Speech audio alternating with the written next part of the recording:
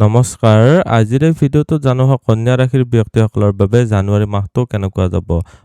মূৰ্ধন্য ঠ মূৰ্ধন্য ন এইকেইটা আখৰেৰে যিসকল ব্যক্তিৰ নাম আৰম্ভ হয় তেওঁলোকৰ হৈছে কন্যা ৰাশি। এই ভিডিঅ'টো চাই যদি ভাল লাগে তেতিয়াহ'লে এইকেইটা আখৰেৰে নাম আৰম্ভ হোৱা ব্যক্তিসকলৰ সৈতে ভিডিঅ'টো শ্বেয়াৰ কৰিবলৈ নাপাহৰিব।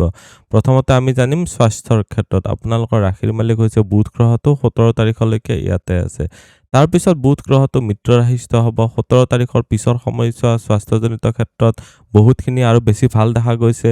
13 তাৰিখৰ পিছত শুক্ৰ গ্ৰহটো ইয়াতে যাব। শুক্ৰ বুধৰ বুধাদি যিটো এটা খুব লক্ষ্মী নাৰায়ণ যোগ হয়, এই যুগটো বহুতখিনি আপোনালোকক বেনিফিটেড কৰাব। আপোনালোকে নিজৰ বুদ্ধিবৃত্তিৰে আপোনালোকৰ সকলো ধৰণৰ প্ৰব্লেম সমাধান কৰিব পাৰিব। আপোনালোকৰ ৰোগৰ স্থানত দেখিবলৈ পাৰিছে যে বহুদিনৰ পৰা ৰাহু ইয়াতে আছে আৰু ৰাহু 2026 চনৰ নৱেম্বৰলৈকে থাকিব। এইখিনি সময়ছোৱাত এলাৰ্জিজনিত কমপ্লেইন আহিব পাৰে, কিছুমান ইনফেকশ্যনজনিত প্ৰব্লেম আহিব পাৰে, শ্বাস প্ৰশ্বাসজনিত প্ৰব্লেম আহিব পাৰে। এইবিলাক ক্ষেত্ৰত আপোনালোকে সাৱধান হ'ব লাগিব। এতিয়া দেখুৱাই দিছোঁ আপোনালোকৰ উপাৰ্জন, ধন সঞ্চয়, চৰকাৰী চাকৰি, ব্যৱসায়ৰ ক্ষেত্ৰত কেনেকুৱা হ'ব।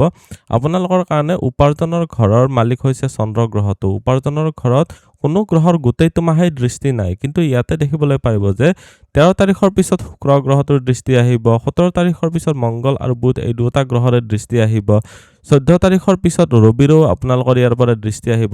মাহটোৰ পিছ ভাগটো আপোনালোকৰ কাৰণে বহুতেই বেছি বেনিফিটেড দেখা গৈছে। আপোনালোকে বহুতেই ভাল উপাৰ্জনত বৃদ্ধি কৰিবলৈ পাৰিব। উপাৰ্জনৰ ঘৰৰ মালিক চন্দ্ৰ গ্ৰহটো এটা ফাষ্ট মুভিং প্লেনেট হয়, যদিও এটা ৰাশিত তাৰমানে 2.5 দিনৰ কাৰণে থাকে, 2 দিন আৰু 6 ঘণ্টা তেনেকুৱাকৈ থাকে।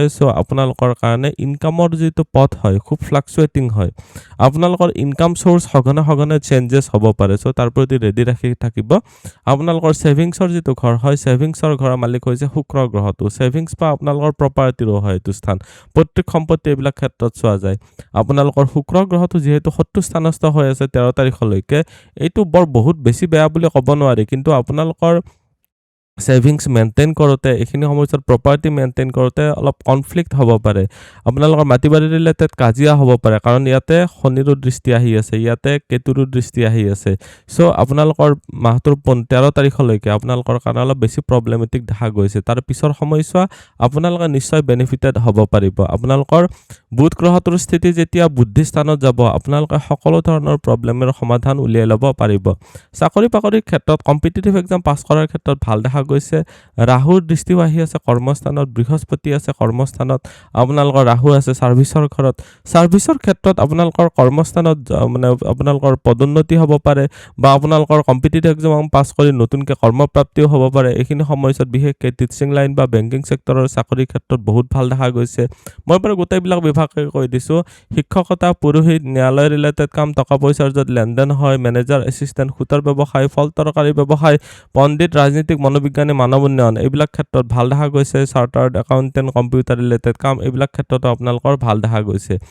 বৰ্তমান সময়ছোৱাত বৃহস্পতিৰ ফালৰ পৰা আপোনালোকে বহুতেই ভাল বেনিফিটেড হ'ব পাৰিব। কৰ্মস্থানত পদোন্নতি, প্ৰমোশ্যন বা ইনক্ৰিমেণ্টটো লাগিব পাৰে। এইখিনি সময়ছোৱাত আপোনালোকে তাৰ কাৰণে আপোনালোকে নিশ্চয় কৰ্মস্থানত হেপী থাকিব পাৰিব, সুখী হ'ব পাৰিব।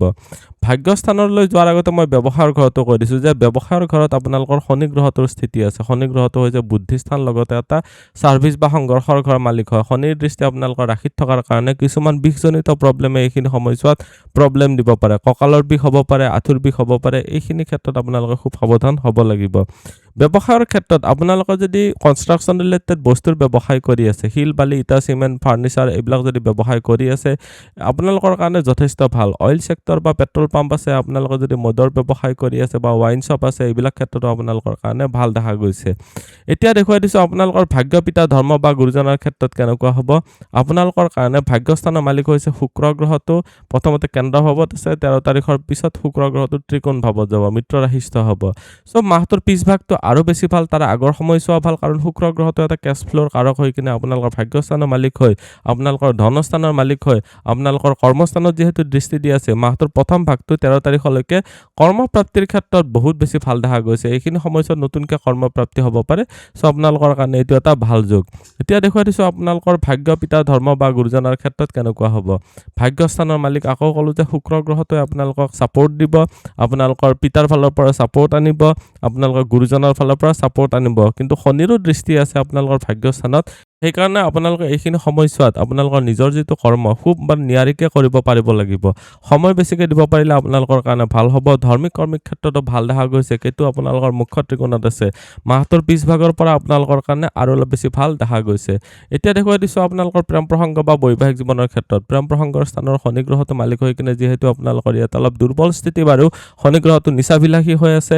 এইখিনি সময়ছোৱাত আপোনালোকে বেনিফিটেড হ'ব পাৰিব, বিশেষকৈ লাভ মেৰেজৰ ক্ষেত্ৰত। কিন্তু আপুনি ভবা ধৰণে সময়টো আপোনালোকে অলপ আগত চলিব পাৰিব লাগিব। তাৰমানে অলপ আগতীয়াকৈ প্ৰিপাৰেশ্যন কৰিব পাৰিব লাগিব। বিবাহৰ ক্ষেত্ৰত ভাল দেখা গৈছে, লাভ মেৰেজৰ ক্ষেত্ৰতো ভাল দেখা গৈছে। আপোনালোকৰ যিসকল বিবাহিত আছে তেওঁলোকৰ কাৰণে কৈছোঁ যে আপোনালোকৰ হতাশা বা কিছুমান বিষাদাত্মক চিন্তা আহিব পাৰে যে মোৰ হাজবেণ্ড বা মোৰ ৱাইফজনীহে এনেকুৱা হয়, মোৰ পতি বা পত্নীজনীহে এনেকুৱা হয়, বাকী চবৰে ভাল, মোৰহে অলপ বিৰক্তি বা তিতা কেঁহা অলপ আপোনালোকৰ এইখিনি সময়ছোৱাত অলপ বিতৃষ্ণাৰ কিছুমান টাইপৰ প্ৰব্লেম আহিব পাৰে।